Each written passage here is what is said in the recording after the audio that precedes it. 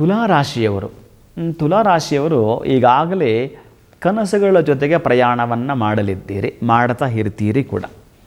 ಏನೇನು ಕನಸು ಕಟ್ಕೊಂಡಿದ್ದೀರೋ ಒಟ್ಟಾರೆ 8ನೇ ಮನೆಯ ಗುರು ಅಷ್ಟ ಕಷ್ಟಗಳು, ಏನೋ ಒಂದು ರೀತಿಯಾಗಿರ್ತಕ್ಕಂತಹ ನೋವುಗಳನ್ನು ಅನುಭವಿಸ್ತಾ ಬಂದಿದ್ದೀವಿ. ಸಣ್ಣ ಪುಟ್ಟ ಗಾಯಗಳಿಂದ ಹಿಡಿದು ಮಾನಸಿಕವಾಗಿ ಆ್ಯಂಡ್ ಫಿಸಿಕಲಿ ಮೆಂಟಲಿ ಡಿಸಾರ್ಡರ್, ಎಲ್ಲೋ ಒಂದು ಕಡೆ ನೀವು ಪೇಯ್ನ್ ಉಣ್ತಾನೇ ಇದ್ದೀರಿ, ನಿಮಗೆ ಬಹಳ ದುಃಖ ಆಗಿದೆ. ಇರ್ತಕ್ಕಂತಹ ಕುಟುಂಬದ ವಾತಾವರಣ ಒನ್ ಟೈಪ್ ಆಫ್ ಸಫೋಕೇಶನ್, ಇವೆಲ್ಲೂ ಕೂಡ ಅನುಭವಿಸಿದ್ದೀರಿ, ಖೇದವನ್ನು ಅನುಭವಿಸಿದ್ದೀರಿ, ತುಂಬ ಸ್ಯಾಕ್ರಿಫೈಸ್ ಮಾಡಿರ್ತೀರಿ ಕೂಡ. ಆದರೆ ನಿಮಗೆ ಒಂದು ಏಟಿಗೆ ಎರಡು ಅಕ್ಕಿನ ಉರುಳಿಸ್ತಕ್ಕಂಥದ್ದು ಈ ಸಿದ್ಧಾಂತ ಕರೆಕ್ಟ್. ಒಂದು ಏಟಿಗೆ 2 ಅಕ್ಕಿಯನ್ನು ಉರುಳಿಸುವಂಥ ಸಿದ್ಧಾಂತ. ಹೇಗೆ ನಿಮಗೆ ಮಿತ್ರನಾಗಿರ್ತಕ್ಕಂಥ ಮಹಾನುಭಾವ ಷಷ್ಠಮಕ್ಕೆ ಬರುತ್ತಿದ್ದಾನೆ, 6ನೇ ಮನೆಗೆ ಬಂದಾಗ ಶನೈಶ್ಚರ ಬಹುಶಃ ನಿಮಗೊಂದು ಭದ್ರಕೋಟೆ, ಈ ಝಡ್ ಅಂತಾರಲ್ಲ ಆ ಥರದ್ದು ಒಂದು ಪ್ರೋಟೋಕಾಲ್ ಕೊಟ್ಟ ಹಾಗೆ ನಿಮಗೆ ಎಷ್ಟು ಅಂದ್ರೆ ಅಷ್ಟು ಅದ್ಭುತವಾಗಿರ್ತಕ್ಕಂತಹದ್ದು. ಒಂದು ಅಷ್ಟು ಚೆನ್ನಾಗಿ ನಿಮ್ಮ ಹಾವ ಮೇಂಟೈನ್ ಮಾಡ್ತೀರಿ. ಯಾವಾಗ 2025 ಮಾರ್ಚ್ ನಂತರ ಇರ್ತಕ್ಕಂಥ ದಿನಗಳೇ ಹಾಗೆ ನಿಮಗೆ ಅತ್ಯಂತ ಅಭ್ಯುದಯ ಫಲಗಳನ್ನು, ಯಾವತ್ತೋ ನೀವು ನೆಟ್ಟಿರ್ತಕ್ಕಂತಹ ಗಿಡ ಈಗ ಫಲವನ್ನು ಕೊಡುವಂಥದ್ದು ಕೂಡ. ಇನ್ನು ಅಷ್ಟಮದಲ್ಲಿರ್ತಕ್ಕಂತಹ ಗುರು ನವಮಕ್ಕೆ ಬರುತ್ತಾನೆ, ಭಾಗ್ಯಕ್ಕೆ ಬರುತ್ತಾನೆ. ಏನು ಹೇಳುತ್ತಿರೋದು ಎಂತಹದ್ದು, ಈ ಕಡೆ ಶನೈಶ್ಚರನೂ ಅದ್ಭುತವಾಗಿದ್ದಾನೆ. ಇನ್ನು ಗುರು ಹೇಳಬಾರದು, ಧನಕಾರಕನು, ಯೋಗಕಾರಕನು, ಕಲ್ಯಾಣಕಾರಕನು, ಪುತ್ರಕಾರಕನು, ಶುಭಕಾರಕನು, ಅಭಿವೃದ್ಧಿಕಾರಕನು. ಎಂತಹದ್ದು ನೀವು ಏನು ಅಂದುಕೊಳ್ತೀರೋ ಒಂದೇ ಮಾತ್ರ ಹೇಳಿಬಿಡೋದಾದರೆ ಮಣ್ಣು ಮುಟ್ಟಿದ್ರೂ ಬಂಗಾರವಾಗತ್ತೆ, ಮಣ್ಣು ಮುಟ್ಟಿದ್ರೂ ಕೂಡ ಬಂಗಾರವಾಗತ್ತೆ. ಅಷ್ಟು ಚೆನ್ನಾಗಿದೆ. ಹಾಗಂತೇಳಿ ದುರುಪಯೋಗಕ್ಕೆ ಸಾಧ್ಯವಿಲ್ಲ, ಅದನ್ನು ಸದುಪಯೋಗವೇ ಮಾಡಿಕೊಳ್ಳಬೇಕು. ನೊಂದಿದ್ದೀರಿ, ಎಷ್ಟೋ ಸಲ ಪೇಯ್ನ್ ಆಗಿದೆ, ಜಾಗೃತಾವಸ್ಥೆಗೆ ನೀವು ಬರಬೇಕಾಗತ್ತೆ. ಇನ್ನೂ ಸಾಧ್ಯ ಸ್ವಪ್ನಾವಸ್ಥೆನ ಬಿಟ್ಟು ಹೇಗೆಂತಂದರೆ ಆ ತುರ್ಯಾವಸ್ಥೆ ತಲುಪೋ ತನಕ ನಿಮ್ಮ ಪ್ರೇಯರ್ ಹೇಗಿರಬೇಕಂತಂದರೆ ನಮ್ಮ ಶತ್ರುಗಳು ಕೂಡ ಕ್ಲಾಪ್ಸ್ ಹೊಡಿಬೇಕಂತೆ, ಹಾಗೆ ಬದುಕು ತೋರಿಸ್ತಕ್ಕಂತಹ ವರ್ಷ ನಿಮಗೇನಾದರೂ ಈ ಒಂದು ತುಲಾರಾಶಿಗೆ ಇದೆ ಅಂತಂದರೆ ಅದು ಈ ವರ್ಷವಾಗಿರುತ್ತೆ. 2025 ಮೇಯಿಂದ 2026 ಮೇ ತನಕ ಬಹಳ ಖುಷಿ, ಬಹಳ ಸಂತೋಷವನ್ನು ಉಣಬಡಿಸ್ತಕ್ಕಂಥದ್ದು. ಒಮ್ಮೆ ನಿಮ್ಮ ಜಾತಕದ ಕುಂಡ್ಲಿ ಹೇಗಿದೆ ಗೊತ್ತಿಲ್ಲ, ರಾಜಕೀಯದ ಮಟ್ಟದಲ್ಲಿರ್ತಕ್ಕಂಥವರು ಒಂದು ನೀವು ಬರೆದಿಟ್ಕೊಂಡ್ಬಿಡ್ಬೇಕು. ನೀವು ಈ ರಾಶಿನವರು ಏನಾದರೂ ಸಾಧ್ಯ ಆದರೆ ನಿಮ್ಮ ಎದುರಾಳಿ ಅಂದರೆ ಇವತ್ತಿಂದಲೂ ಅದಕ್ಕೆ ಲಾಲನೆ ಪಾಲನೆ ಪೋಷಣೆ ಬೇಕು. ಆವತ್ತು ಎಚ್ಚೆತ್ಕೊಂಡ ಪ್ರಯೋಜನ ಇಲ್ಲ. ಯುದ್ಧ ಕಾಲದಲ್ಲಿ ಶಸ್ತ್ರಾಭ್ಯಾಸ ಯಾವ ಪ್ರಯೋಜನವೂ ಬಾರದು ಕೂಡ. ನಿಮ್ಮದು ಜೊತೆಗೆ ಒಂದು ಯೋಗವೂ ಇತ್ತು ಅಂತಂದರೆ ಹೇಳುತ್ತೀರದು ನಿಮ್ಮ ವಿರುದ್ಧವಾಗಿ 3 ಬಾರಿ ಮಿನಿಸ್ಟ್ರು ಆಗಿರುತ್ತಾನೆ ಅಂಥವ ನಿಂತ್ಕೊಂಡ್ರೂ ಕೂಡ ಅಷ್ಟೇ ಈಸಿಯಾಗಿ ಕೈ ಕೊಟ್ಕೊಂಡವನನ್ನು ಸೋಲಿಸ್ಲಿಕ್ಕೆ ಸಾಧ್ಯ ಆಯಿತು. ನಾನು ಒಂದು ಉದಾಹರಣೆ ಕೊಡ್ತಾ ಇದ್ದೀನಿ ರಾಜಕೀಯವಾಗಿ. ಅಂದರೆ ನೀವು ಯಾವುದೇ ಆಗಿರೋದು ಜಾಬ್ ಬಿಸ್ನೆಸ್ಸಲ್ಲೂ ಕೂಡ ಅಷ್ಟೊಂದು ಆಹ್ಲಾದ ಆನಂದವಾಗಿರುತ್ತೆ. ಷಷ್ಠಮಕ್ಕೆ ಸಂಬಂಧಪಟ್ಟ ಶನೈಶ್ಚರ ನಿಮಗೆ ಯಾವಾಗಲೂ ಕೂಡ ಅಭಯಸ್ತವನ್ನು ಈಗ ಮಾಡ್ತಿರ್ತಾನೆ, ನಾನಿದ್ದೀನಿ ಅಂತ. ಇನ್ನು ಗುರು ನಿಮಗೆಲ್ಲ ಡೋರ್ ಓಪನ್ ಮಾಡಿರ್ತಾನೆ. ಎಂತಹದ್ದು ಕೂಡ ನಿಮಗೆ ಅಂತಂದರೆ ಈ ರಾಷ್ಟ್ರೀಯ ಹೆದ್ದಾರಿ ಹೇಗೆ ಅಂತಂದರೆ ಪೂರ್ಣ ಕುಂಭದಲ್ಲಿ ವೆಲ್ಕಮ್ ಮಾಡ್ತಕ್ಕಂಥದ್ದು, ಹಾಗೆ ನಿಮಗೆ ಇರ್ತಕ್ಕಂಥದ್ದು ವಿಶೇಷವಾಗಿರೋ ಸ್ಥಾನ ಮಾನ ಗೌರವದೊಂದಿಗೆ ಎಲ್ಲ ಥರದ ಪ್ರತಿಷ್ಠೆಗಳು ಸಂಪಾದನೆಯನ್ನು ಮಾಡಿಕೊಳ್ಳುತ್ತೀರಿ. ಆದರೆ ಮನೆ ದೇವರಿಗೆ ಮೊರೆ ಹೋಗ್ತಕ್ಕಂಥದ್ದನ್ನು ಮರೆಯಬೇಡಿ. ಚೆನ್ನಾಗಿ ನೆನಪಿಟ್ಕೊಳ್ಳಿ, 108 ದಿನಕ್ಕೆ ಒಂದು ಸಲ ಅಂದರೆ ವರ್ಷದಲ್ಲಿ 3 ಬಾರಿ ಮನೆ ದೇವರ ದರ್ಶನವನ್ನು ಮಾಡಿಕೊಡ್ತಕ್ಕಂತಹದ್ದನ್ನು ಮರೆಯಬೇಡಿ. ಅಲ್ಲಿ ಒಂದು 9 ರಿಂದ 10 ತೆಂಗಿನಕಾಯಿಗಳು, ಸಾಧ್ಯವಾದರೆ 10 ತೆಂಗಿನಕಾಯಿಗಳು ಕೊಟ್ಟು ಬರತಕ್ಕಂತಹದ್ದನ್ನು ಮಾಡಿಕೊಳ್ಳಿ. ನೀವು ಇವತ್ತು ಹೋಗಿ ಬಂದಿದ್ದೀರಿ ಅಂದರೆ ಇವತ್ತು ಲೆಕ್ಕ ಇಟ್ಕೊಳ್ಳಿ, ನೆಕ್ಸ್ಟು 108ನೇ ದಿನ ಹೋಗ್ತಕ್ಕಂಥದ್ದು, ಅದಾದ 108ನೇ ದಿನ ಹೋಗಿ ಬರ್ತಕ್ಕಂಥದ್ದು ಮನೆ ದೇವರ ದಿವ್ಯ ದರ್ಶನ ಮಾಡಿಕೊಳ್ತೀರಿ. ನೀವು ಯಾವ ರೀತಿ ಬರೆದಿಡ್ತೀರೋ ಹಾಗಿರ್ತೀರಿ, ಅಂತಹ ಫಲವನ್ನು ಪಡ್ಕೊಳ್ತೀರಿ. ಆದರೆ ಕಾರಣೀಭೂತರಾಗಿರ್ತಕ್ಕಂಥ ಗೊತ್ತಿಲ್ಲ ನಿಮಗೆ ಯಾರೋ ಹೊಸಬರು ಪರಿಚಯ ಆಗ್ತಾರೆ. ಎಂತಹದಂತಂದರೆ ಒಂದು ಮಿರಾಕಲ್, ಒಂದು ಪವಾಡ ನಡೆದೇ ಹೋಗುತ್ತೆ. ಬಹುಶಃ ಪ್ರಾರಬ್ಧ ಅಂತಿದ್ದರು ನೀವು, ನನ್ನ ಹಣೆ ಬರಹ ಸರಿಯಿಲ್ಲ ಅಂತಿದ್ದರು ನೀವು, ಇದೀಗಾಗಲ್ಲ, ನಿಮ್ಮ ಹಣೆ ಬರಹ ನೀವೇ ಬದಲಾಯಿಸ್ಕೊಂಡಿದ್ದೀರಿ. ಅಂತಹ ಫಲವನ್ನು ಪಡ್ಕೊಳ್ತೀರಿ. ಶುಭಂಭೂಯಾತ್, ಒಳಿತಾಗಲಿ. ವೃಶ್ಚಿಕ ರಾಶಿಯವರು 2025 ಒಂದು ಭವಿಷ್ಯ ಈಗಾಗಲೇ ನಿಮಗೆ ಗುರುಬಲವಿದೆ. 7ನೇ ಮನೆಯ ಗುರುಬಲ ಮದುವೆಗೆ ಸಂಬಂಧಪಡ್ತಕ್ಕಂಥದ್ದು, ಸಂತಾನಕ್ಕೆ ಸಂಬಂಧಪಡ್ತಕ್ಕಂತಹದ್ದು, ಯಾವುದೋ ಒಂದು ಮನೆ ಕಟ್ಟುವಂಥ ವಿಚಾರಕ್ಕಾಗಿರಬಹುದು, ಒಂದು ಜಾಗವನ್ನು ತೆಗೆದುಕೊಳ್ಳೋದು, ಒರಿಜಿನಲ್ ಆಗಿ ನಿಮ್ಮ ಡೇಟ್ ಆಫ್ ಬರ್ತ್ ಪ್ರಕಾರ ರಾಶಿ ಇದೇ ಆಗಿದ್ದರೆ ನಾಮ ನಕ್ಷತ್ರ ಒಂದು ಅಷ್ಟಕ್ಕಷ್ಟೇ ನಡೆಯುವಂಥದ್ದು. ಇದನ್ನು ಕೂಡ ಬರೆದಿಟ್ಕೊಳ್ಳಿ. ಕೆಲವರು ಮಾತಾಡ್ತಿರ್ತಾರೆ, ಗುರುಗಳು ಹೇಳಿದ್ರು ನನ್ನ ರಾಶಿಗೆ ನಡೆಯಲೇ ಇಲ್ಲ. ನಡೆಯಲೇಬೇಕು, ನನ್ನ ಸಿದ್ಧಾಂತ ಅದೇನೆ, ನಡೆಯದೇ ಸಾಧ್ಯವೇ ಇಲ್ಲ. ಕರೆಕ್ಟಾಗಿ ಎಷ್ಟು ಪ್ರಶ್ನೆಗಳು ಅಷ್ಟಕ್ಕೂ ನೀವು ಆನ್ಸರ್ ಮಾಡಿದಾಗ ಆ ಒಂದು ನಿಮಗೆ ರ್ಯಾಂಕ್ ಬರಲೇಬೇಕಾಗತ್ತೆ. ನಿಮ್ಮದು ಜನ್ಮ ನಕ್ಷತ್ರವಾಗಿದ್ದರೆ ನಾಮ ನಕ್ಷತ್ರ ಈಗ ನಾರಾಯಣ ಅಂತಕ್ಕಂಥದ್ದು ಏನಾದರೂ ನವೀನ್ ಅಂತಕ್ಕಂಥದ್ದು ಏನಿತ್ತು ಅಂತಂದರೆ ಯಾರೋ ಇಟ್ಟಿರ್ತಾರೆ ಹಿರಿಯರು, ಅದಕ್ಕೊಂದು 25% 30% ಇರುತ್ತೆ. 9 ವರ್ಷಗಳ ಕಾಲ ಒಂದು ಹೆಸರನ್ನ ಕರೆದು ಬಿಟ್ಟರೆ 9 ವರ್ಷಗಳು ನೀವು ಒಂದೇ ಹೆಸರು ಸಿಗ್ನೇಚರ್ ಆಗ್ತಾ ಇದ್ದರೆ ಒಂದಷ್ಟು ಫಲಗಳನ್ನು ಕೊಡ್ತಾ ಬರುತ್ತೆ. ಆದರೆ ಜನ್ಮ ನಕ್ಷತ್ರ ಜನ್ಮರಾಶಿ ಇದೇ ಆಗಿತ್ತು ಅಂತಂದರೆ ಎಲ್ಲಿ ನಿಮಗಿರ್ತಕ್ಕಂತಹದ್ದು ತೊಂದರೆ ತಾಪತ್ರಗಳನ್ನ ಹೊರಗೆ ಬರತಕ್ಕಂತಹದ್ದು ಹೇಗಿದ್ದೀರಿ ಗೊತ್ತಾ? ನೀವು ಅದೃಷ್ಟದ ಬಾಗಿಲಲ್ಲಿದ್ದೀರಿ. ಈ ಕಡೆಗೆ ಆ ಕಡೆಗೆ ಈ ಕಡೆಗೆ ಅಂತ ಇದ್ದರೆ ಅದರ ಅದೃಷ್ಟದ ಬಾಗಿಲನ್ನು ದಾಟಿ ನೀವು ಹೊರಟಾಯಿತು. ನಿಮಗೆ ಏನು ಬೇಕೋ ಅದನ್ನು ಆಯ್ಕೆ ಕೂಡ ಮಾಡ್ಕೊಳ್ತಾ ಇದ್ದೀರಿ.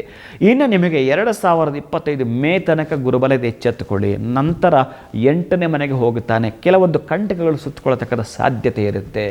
ಆದರೆ ಭಯಪಡಿಸ್ತಕ್ಕಂತಹ ಯಾವುದೇ ಪ್ರಮೇಯ ನಾನು ಯಾವ ರಾಶಿಯವರೆಗೆ ಹೇಳೋದಿಲ್ಲ.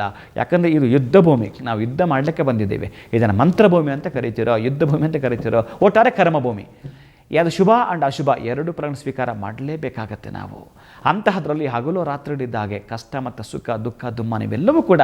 ಹಾಗಾಗಿ ನೀವೇನು ಅಂತಂದರೆ ಬಹಳ ಪ್ರಬಲವಾಗಿರತಕ್ಕಂತಹ ವ್ಯಕ್ತಿ. ಇಲ್ಲಿ ಈ ಒಂದು ವೃಶ್ಚಿಕ ರಾಶಿನಲ್ಲಿ ಪ್ರತಿ ರಾಶಿನಲ್ಲಿ ಇದ್ದದ್ದೇ.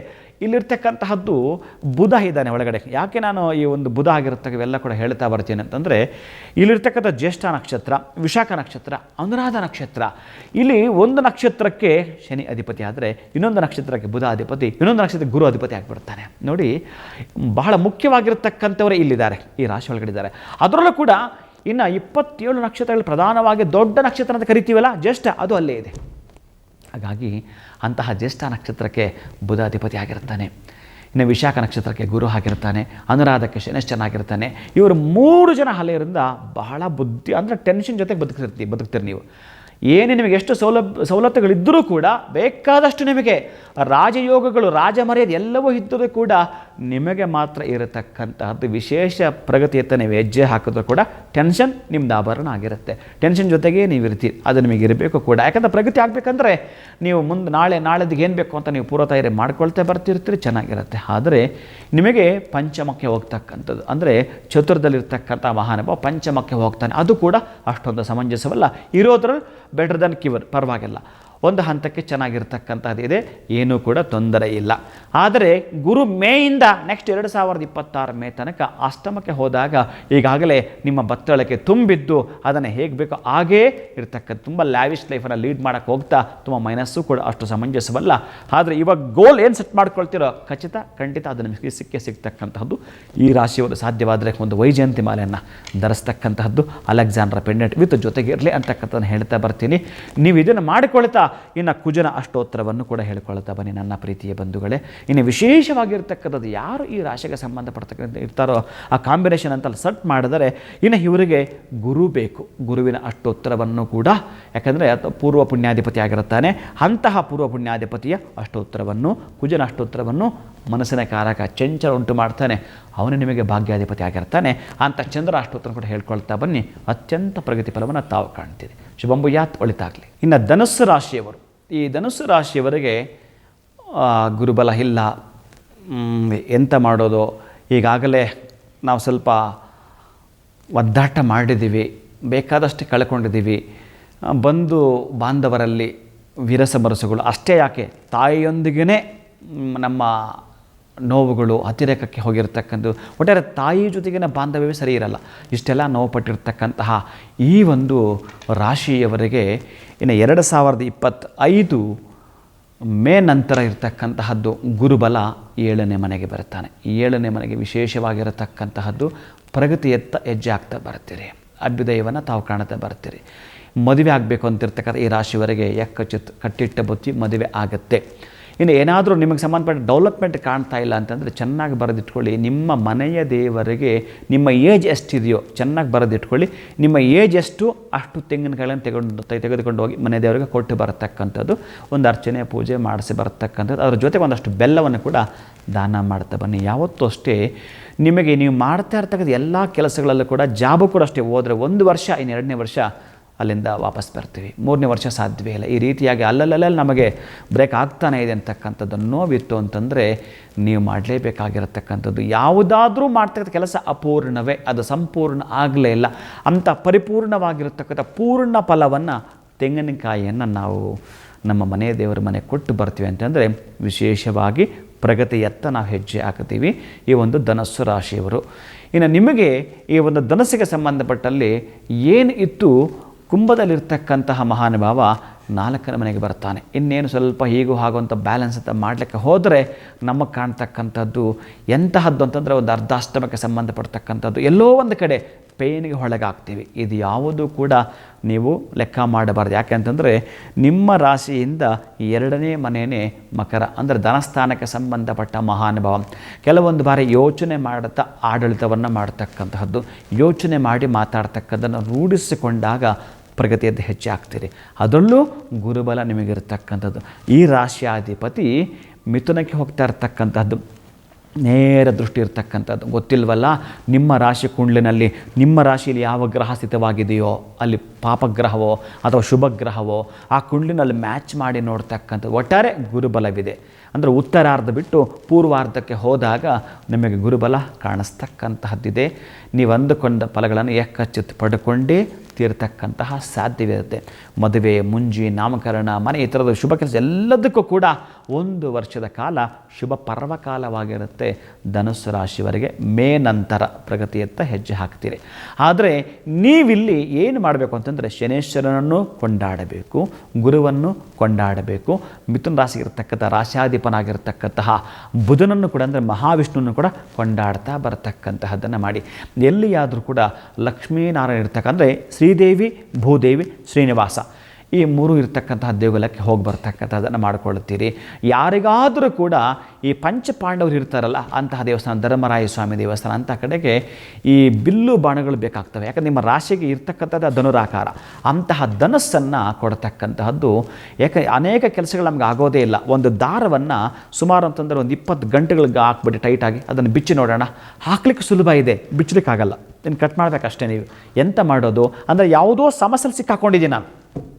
ಈ ಧನುಸ್ಸು ರಾಶಿಯವರು ಏನು ಮಾಡಿದ್ರು ಬರ್ತಾಯಿಲ್ಲ. ಗುರುಗಳೇನೋ ಹೇಳ್ತಿದ್ದಾರೆ ಗುರುಬಲ ಅಂತ, ಅದು ನನಗೆ ಎಷ್ಟರ ಮಟ್ಟಿಗೆ ಕೆಲಸ ಮಾಡುತ್ತೋ ಗೊತ್ತಿಲ್ಲ. ಮೊದಲೇ ಜನ್ಮ ನಕ್ಷತ್ರ ಜನ್ಮ ರಾಶಿ ಆಗಿದ್ರೆ ನಾನು ಹೇಳ್ತಾನೇ ಇದ್ದೀನಿ ಅದು ಕೆಲಸ ಮಾಡಿಯೇ ತೀರುತ್ತೆ ಅಂತ. ನಾಮ ನಕ್ಷತ್ರಕ್ಕೆ ಒಂದು ಅಷ್ಟಕ್ಕಷ್ಟೇ ಅಂತ ಹೇಳ್ತಾ ಇದ್ದೀನಿ ಕೂಡ. ಹಾಗಾಗಿ ನೀವು ಇದರಲ್ಲಿ ಒಂದು ಪ್ರಗತಿಯತ್ತ ಹೆಜ್ಜೆ ಹಾಕಬೇಕು ಅಂತಂದರೆ ಏನು ಅಂತಂದರೆ, ಎಲ್ಲಿಯಾದರೂ ಅಂತಹದ್ದಿದ್ದಾಗ ಈ ನವರಾತ್ರಿ ಸಂದರ್ಭದಲ್ಲಿ ವಿಜಯದಶಮಿ ಸಹ ಅಂಬೆ ಬಿಡ್ತಾರೆ. ಅದಕ್ಕೆಲ್ಲ ನೀವು ನೋಡಿದರೆ ಬಹುಶಃ ಈ ಧನುಸು ರಾಶಿಯವರು ಯಾವ ದೇಗುಲದಲ್ಲಿ ಅದನ್ನು ಬಳಸ್ತಾರೆ ಅಂತಹ ದೇಗುಲಗಳಿಗೆ ನೀವೇನಾದರೂ ಈ ಧನಸ್ಸನ್ನು ಕೊಡ್ತೀನಿ ಸಂಕಲ್ಪ ಮಾಡಿಕೊಂಡರೆ, ಅದು ಯಾವುದೋ ಮೆಟಲ್ದು ಮಾಡಿಕೊಡಿ ಅಥವಾ ಬತ್ತಳಿಕೆ ಬರತಕ್ಕಂಥದ್ದೆಲ್ಲ ಬಿದಿರದ್ದು ಅದರಿಂದ ಮಾಡಿಕೊಡ್ತಕ್ಕಂಥದ್ದೆಲ್ಲ ಇರುತ್ತೆ. ಅಂತಹದ್ದನ್ನು ಕೊಡುವಂಥದ್ದು ಆ ದಿನ ಆ ದೇವರಿಗೆ ವಸ್ತ್ರದಾನವನ್ನು ಮಾಡಿ ಬರ್ತೀನಿ ಅಂತಂದು ಸಂಪತ್ತು ಮನೆಗೆ ಬಂದ ಹಾಗೆ ನಿಮಗಿರ್ತಕ್ಕಂಥದ್ದು. ಗುರು ಬೇರೆ, ಆ ಒಂದು ಗುರು ಅನುಗ್ರಹ ಬೇರೆ ಮಾಡಿದ್ದಾನೆ. ನಿಮಗೆ ಭಯಪಡಬೇಕಾಗಿಲ್ಲ, ಆತಂಕ ಪಡಬೇಕಾಗಿಲ್ಲ. ಖುಷಿಯನ್ನು ನೀವು ಇರ್ತೀರಿ, ಖುಷಿಯಿಂದ ನೀವು ಇರ್ತೀರಿ. ಕುಟುಂಬದ ರಕ್ಷಣೆಗಾಗಿ ಬಹಳ ಬಹಳ ಬಹಳ ಆತುರತಾ ಇದ್ದರೆ ಎಲ್ಲೋ ಒಂದು ಕಡೆ ವ್ಯಾಜ್ಯಗಳು, ಕುಟುಂಬದ ಕಲಹಗಳು, ನೋವು ಇವೆಲ್ಲವೂ ಕೂಡ ಮನೆಯವರಿಂದ ಮತ್ತಷ್ಟು ಮನಸ್ತಾಪಗಳಿಗೆ ಈಡೇರಾಗ್ತಾ ಇದ್ದರೆ ಇದೀಗ ಒಂದು ನೀವು ಚೆನ್ನಾಗಿ ನೆನಪಿಟ್ಕೋಬೇಕು. ಬೆಲ್ಲ ಇದ್ದರೆ ಇರುವೆಗಳು, ಬೆಲ್ಲ ಇಲ್ಲ ಅಂದರೆ ಇರುವೆಗಳಿಲ್ಲ.